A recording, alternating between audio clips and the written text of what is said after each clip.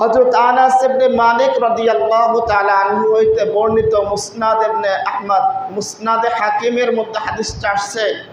আনাস ইবনে মালিক রাদিয়াল্লাহু তাআলা আনহু বলেন, আল্লাহর রাসূল সাল্লাল্লাহু আলাইহি ওয়াসাল্লাম বলেন যে 4 শ্রেণীর মানুষকে আল্লাহ তাআলা এই পারমিশন দেবে যে আল্লাহ পাকের যে 8টা জান্নাত আছে, ওই 8টা জান্নাতের যে কোনো দরজা দিয়ে বিনা হিসেবে জান্নাতে যাইতে পারবে। বলেন সুবহানাল্লাহ। তারা হলো 4 ধরনের নারী। আল্লাহ রাসূল সাল্লাল্লাহু আলাইহি ওয়াসাল্লাম বলেন, 1 নম্বর হলো আল মারআতু খামসা। 1 নম্বর হলো আল মারআতু ইযা সাল্লাত খামসাহা, ওই মহিলা যেই মহিলা সে 5 ওয়াক্ত নামাজ সময় মতো আদায় করবে। 5 ওয়াক্ত নামাজ যেই মহিলা সময় মতো আদায় করবে, আল্লাহ রসুল বলে আল্লাহ পাকের 8টা জান্নাতের দরজা তার জন্য খোলা থাকবে, তার ইচ্ছা মতো যে কোনো দরজা দেশে জান্নাতে প্রবেশ করবে। বলেন সুবহানাল্লাহ। 2 নম্বর আল্লাহ রসুল বলেন ওয়াসামাত শাহরাহা। 2 নম্বর হলো যারা রমজান মাস, বছরে একবার রমজান মাস আসে, এই রমজান মাসে রোজা রাখবে, আল্লাহর রসুল বলেন তারা জান্নাতের যে কোনো দরজা দিয়ে বিনা হিসেবে জান্নাতে প্রবেশ করবে। বলেন সুবহানাল্লাহ।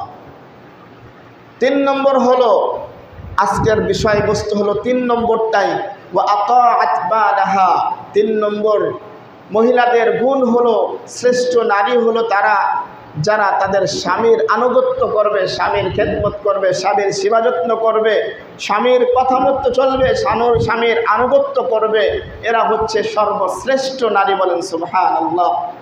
আল্লাহ রাসূল সাল্লাল্লাহু আলাইহি ওয়াসাল্লাম তারপরে বলেন ওয়া আহসানাত ফারজাহা, এবং যারা তাদের নিজেদের লজ্জা স্থানের হেফাজত করবে, ফালতাদখুল মিন আই আবওয়াবিল জান্নাতি শাআত। আল্লাহ রসুল বলেন তার ইচ্ছা মতো, শাআত শব্দের অর্থ হলো তার ইচ্ছা মতো।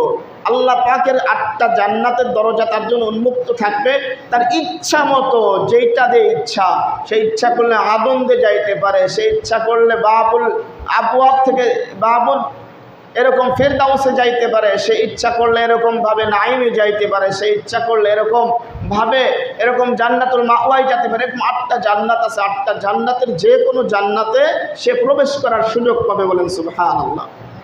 কিন্তু মহিলাদের কাজ কিন্তু 4টা, কিন্তু পুরুষের কাজ কিন্তু 4টা না। পুরুষের কাজ যদি বলা যায় হিসাব করলে 100-র উপরে হয়ে যাবে। পুরুষকে জান্নাতে যাইতে হলে অনেকগুলো ঘাত প্রতিঘাত তাকে পার করতে হয়, অনেকগুলো। কিন্তু মহিলারা যদি মাত্র 4টা কাজ করে, 1 নম্বর 5 ওয়াক্ত নামাজ পড়বে, 2 নম্বর রমজান মাসের রোজা রাখবে, 3 নম্বর স্বামীর ইতাআত করবে, 4 নম্বর তাদের লজ্জা স্থানের হেফাজত করবে, এই 4টা কাজ যদি কোনো নারী করতে পারে, আল্লাহ রসুল বলেন সে সোজা জান্নাতে প্রবেশ করবে। সুবহানাল্লাহ। আল্লাহ রসুল সাল্লাল্লাহু আলাইহি ওয়াসাল্লামের একজন মহিলা সাহাবী, আল্লাহ রসুল সাল্লাল্লাহু আলাইহি ওয়াসাল্লামের কাছে আসছেন, তার নাম হলো আসমা বিনতে ইয়াজিদ, আনসারী সাহাবী। আল্লাহ রসুল সাল্লাল্লাহু আলাইহি ওয়াসাল্লামের কাছে আসছে নারীদের প্রতিনিধি হিসাবে, অর্থাৎ নারীদের পক্ষ থেকে প্রতিনিধি হিসাবে আল্লাহ রসুলের কাছে আসছে।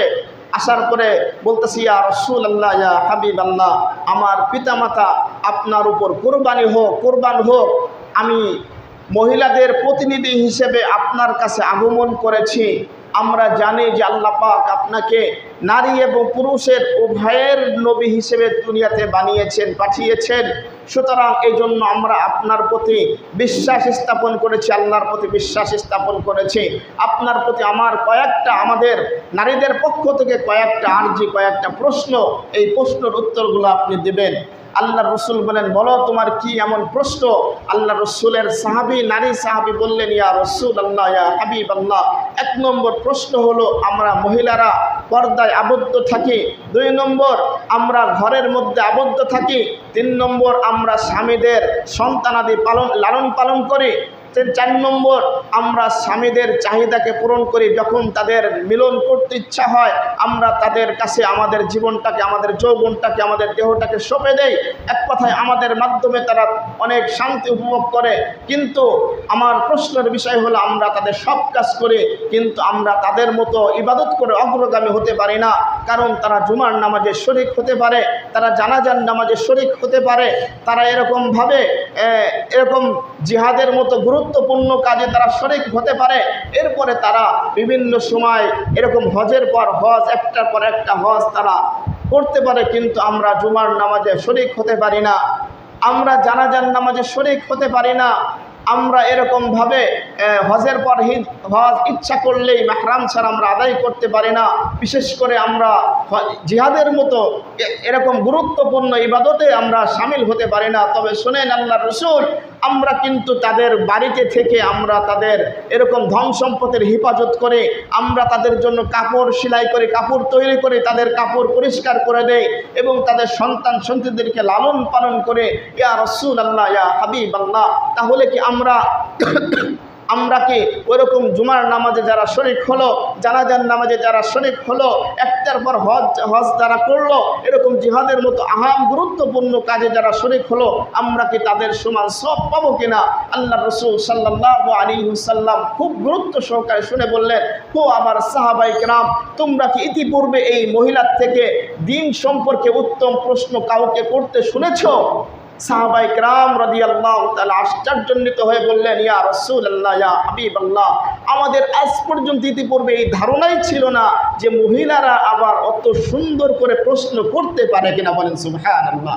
আল্লাহর রাসূল সাল্লাল্লাহু আলাইহি ওয়াসাল্লাম বললেন, হে আনসারী সাহাবী, তুমি শুনে নাও এবং তুমি ভালো করে বুঝে নাও এবং তোমার প্রতিনিধি, তুমি যাদের প্রতিনিধি হিসেবে আসছো, তোমার সম্প্রদায়কে, তোমার গোত্রকে তুমি জানিয়ে বলে দাও, তোমরা যারা বাড়িতে স্বামীর ইতাআত করো, স্বামীর খেদমত করো, স্বামীর সন্তানকে লালন পালন করো, স্বামীর এরকমভাবে সম্পদকে তোমরা দেখাশোনা করো, স্বামীর সন্তানদের খাবারের ব্যবস্থা করো, শুনে রেখো, যেই সমস্ত পুরুষেরা জুমার নামাজে শরীক হয়, যেই সমস্ত পুরুষেরা জানাজার নামাজে শরীক হয়, যেই সমস্ত পুরুষেরা একটার পর একটা হজ করতে থাকে, যেই সমস্ত পুরুষেরা জিহাদের মতো গুরুত্বপূর্ণ কাজে এরকমভাবে বেরিয়ে যায়, বলতেছে তোমরা ঘরে থেকে আল্লাহ পাক তোমাদেরকে সেই পরিমাণ সওয়াব দান করবেন। বলেন সুবহানাল্লাহ।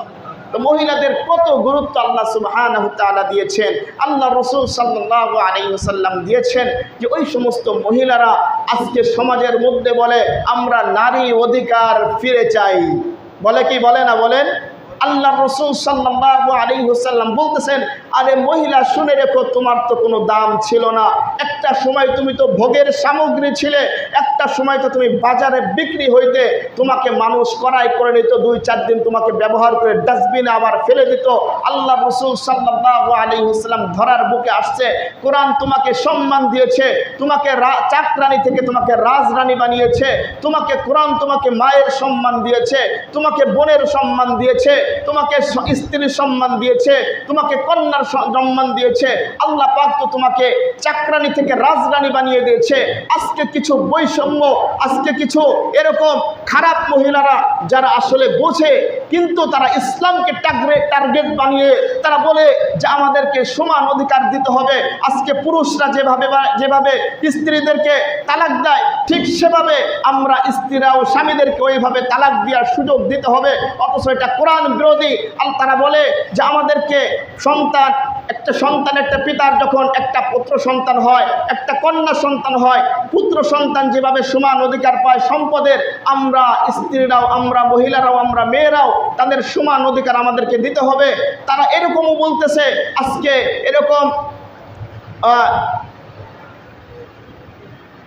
এরকমভাবে নারী সংস্কার নামে একটা কমিশন বেরোয়েছে, তারা এরকমভাবে প্রস্তাব পেশ করছে আজকে সমন্বয়কদের কাছে, আজকে ডক্টর ইউনূসের কাছে, আজকে জাতির কাছে এরকম একটা তারা প্রস্তাব পেশ করেছে যে আমাদেরকে এই অধিকার দিতে হবে যে পুরুষরা যেরকমভাবে স্ত্রীদেরকে তালাক দিতে পারে, আমাদেরকে সেই অধিকার দিতে হবে। তারা বলেছে একজন বেশ্যা মহিলা, সেই বেশ্যা মহিলা যেভাবে কাজ করে, সে যেই অপকর্ম করে, তাকে শ্রমিকের মর্যাদা দিতে হবে। সে বলেছে এরকমভাবে আমরা স্বামী স্ত্রীরা ইচ্ছা করলে পুরুষের চাহিদা পূরণ করব, ইচ্ছা করলে পূরণ করব না। অথচ কোরআনে বলা হয়েছে অনিসাউল্লাকুম, আল্লাহ রাব্বুল আলামিন বলে মহিলারা তোমরা হলো স্ত্রীদের সামগ্রী, তোমরা পুরুষরা তোমাদেরকে যেভাবে ইচ্ছা সেভাবে ব্যবহার করবে। কিন্তু সে বলতেছে একজন স্ত্রী যদি সে তার চাহিদা পূরণ করতে রাজি না হয়, আর তার স্বামী যদি তাকে তার দ্বারা চাহিদা পূরণ করতে চায়, এই সকালবেলা যে ওই মহিলা ধর্ষণের মামলা দিলে প্রশাসন ধর্ষণের মামলা নিতে বাধ্য হবে। অথচ এটা সরাসরি কোরআন বিরোধী। এরকমভাবে তারা আরও বলেছে যে এরকমভাবে আমাদেরকে সমান অধিকার দিতে হবে, অথচ তারা বোঝেই না যে তাদেরকে সম্মান, ইসলাম কতটুকু সম্মান দিয়েছে। আরে ভাই, তারা বলে যে আমাদেরকে সমান অধিকার দেওয়া হয় না, আমাদের সম্পদ থেকে বঞ্চিত করা হয়। আমি আপনাদের কাছে একটা প্রশ্ন করে, প্রশ্নের উত্তরটা আপনারা বুঝে থাকলে দিবেন। যে বলতেছে একটা পিতা, তার 2টা সন্তান আছে, তার এক সন্তানকে বলল যে বাবা তুমি যাও, এই বাজারে যাও, এই তোমাকে 5,000 টাকা দিলাম, 5,000 টাকা নিয়ে তুমি বাজারে যাও। তার বড় সন্তানকে বলল যে 5,000 টাকা নিয়ে তুমি বাজারে যাও, বাজার করে আসো, বাজার করে আসো। সন্তান যখন এই টাকাটা হাতে নিয়েছে, তার ছোট্ট একটা বাচ্চা আছে, ওই শিশুটাও বলছে বাবা আমাকেও টাকা দাও, আমিও বাজারে যাব। তখন বাবা কি করলো, ছোট বাচ্চার কাছে 100 টাকা দিয়ে বলল যে আমি তোমাকে টাকা দিলাম, তুমি এই টাকা দিয়ে মজা খাবা, এই টাকা দিয়ে তুমি কিছু কিনে খাবা।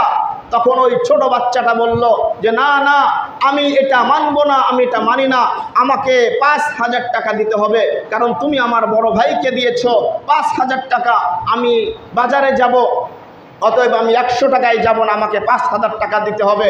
এখন বড় ছেলে যাবে বাড়ির সংসারের সমস্ত বাজার করতে, তাকে দেওয়া হয়েছে বাজার করার জন্য 5,000 টাকা, আর ছোট বাচ্চাটা সে বলতেছে আমাকেও 5,000 টাকা দিতে হবে। তাহলে এই যে সন্তানদের মধ্যে যে বৈষম্য, এখন এটাকে বৈষম্য হবে না এটা ইনসাফ হবে বলেন তো? ওই যে সন্তানকে দেওয়া হলো 5,000 টাকা, কারণ তাকে দেওয়া হয়েছে সংসারের বাজার করার জন্য, কাজের জন্য দেওয়া হয়েছে। আর ছোট বাচ্চা বলছে আমিও বাজারে যাব, এখন আমাকেও 5,000 টাকা দিতে হবে। তাহলে তাকে যদি 5,000 টাকা চায়, আর সে যদি এটা নিয়ে ঘাড় তেড়ামি করে, তাহলে ওই বাচ্চাটাকে বৈষম্য স্বীকার করলো কিনা, ওই বাচ্চাটাকে বাবার উপর জুলুম করলো কিনা বলেন? কারণ তাকে দেওয়া হয়েছে বাজার করার জন্য, আর সেই বাচ্চাকে দেওয়া হয়েছে মজা খাওয়ার জন্য, তার মন ঠিক রাখার জন্য, তাকে সান্ত্বনা দেওয়ার জন্য। কিন্তু সেও যদি বলে আমাকে 5,000 টাকা দিতে হবে, তাহলে এটা বাবার প্রতি জুলুম হবে কি হবে না বলেন? জুলুম হবে, চরম জুলুম হবে, কারণ তাকে দেওয়া হয়েছে বাজার করার জন্য, আর তোমাকে দেওয়া হয়েছে মজা খাওয়ার জন্য। এখন আসেন, একটা সন্তান যখন মেয়ে হয় এবং সন্তান ছেলে হয়, তখন ইসলাম বলে মেয়ে যেটা পাবে ছেলে তার ডাবল পাবে।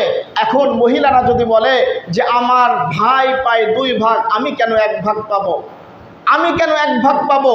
কিন্তু ইসলাম কি বলে দেখেন, খরচের খাতটা দেখেন, খরচের খাত কি বলতেছে, একজন পুরুষের ওপর তার দায়িত্ব হলো তার স্ত্রীর দায়িত্ব, আছে কি আছে না বলেন?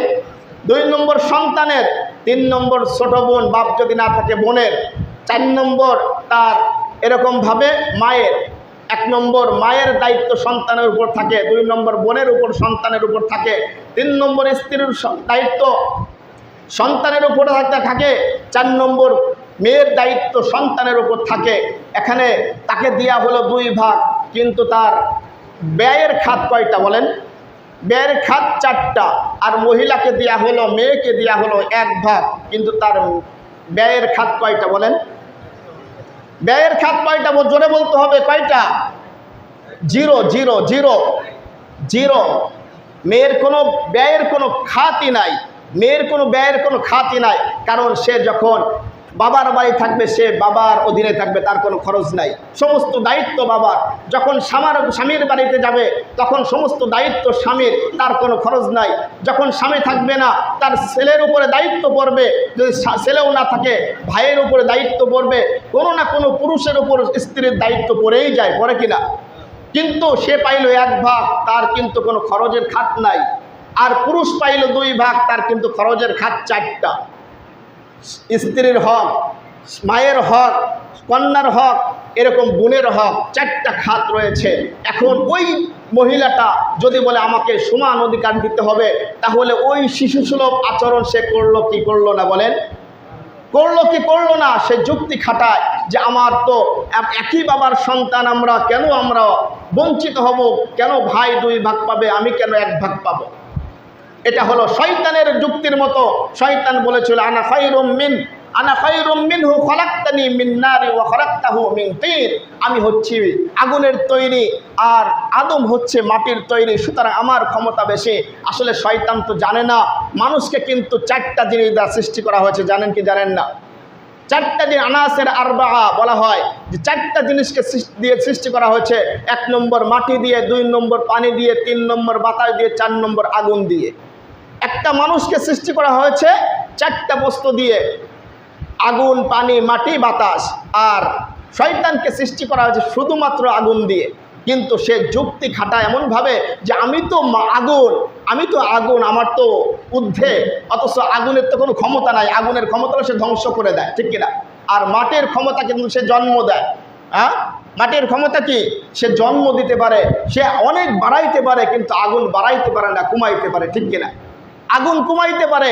এই জন্য শয়তানের থেকে বনি আদমকে আল্লাহ তাআলা পাওয়ারফুল করে বানিয়েছেন, বলেন সুবহানাল্লাহ। মুহতারাম হাজিরিন, ইসলাম যেই নারীকে অগ্রাধিকার দিল, ইসলাম যেই নারীকে সম্মান দিল, যেই নারীকে চাকরানি থেকে রাজরানী বানিয়ে দিল, যেই নারীকে মায়ের সম্মান দিল, যেই নারীকে বোনের সম্মান দিল, যেই নারীকে কন্যার সম্মান দিল, যেই নারীকে স্ত্রীর সম্মান দিল, এই সম্মান পাওয়ার পরও যেই সমস্ত মহিলারা, যেই সমস্ত নারীরা বলে যে আমাদেরকে বঞ্চিত করা হয়েছে, আসলে তারা বুঝে বলে না, আসলে তারা বুঝেই বলে। কারণ এটা হলো পাশ্চাত্যদের চাল, এটা হলো বিচারীদের চাল। তারা বলতেছে যে তোমরা এই অধিকার চাও। আজকে আপনার বিজ্ঞান বিভাগরা বলেছে এবং গবেষকরা বলেছে আমেরিকা সবচাইতে বেশি নারীর অধিকার তাদের দিয়েছে। নারীর অধিকার তারা যেই সমাজ ব্যবস্থায় চায় সেইভাবে দিয়েছে। অথচ গবেষকরা বলেছে প্রতি 3 মিনিটে আমেরিকায় 1 নারী ধর্ষিত হয়।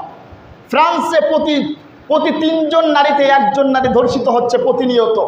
আমার বাংলার জমিনে এখনো ওইটা হয় নাই, আমার বাংলার জমিনে এখনো এটা হয় নাই।